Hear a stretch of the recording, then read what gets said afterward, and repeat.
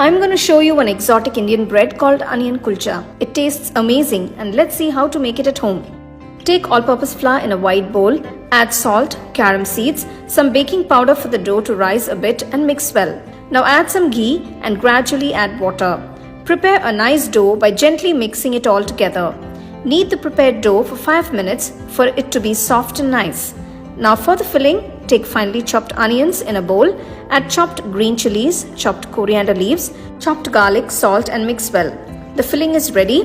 Now take the dough, divide it into small balls. Dust the rolling surface with the flour and gently roll the dough evenly. Keep the filling in the center and seal it with the dough from all sides brought to the middle. Now gently roll the dough evenly. Make sure it has medium thickness. Place it on the hot tawa and keep flipping it at intervals until the brown spots appear. Apply some ghee all over it and around the edges. After it is cooked fully, remove it from the pan and serve it hot with any gravy of your choice. Happy cooking with home cooking.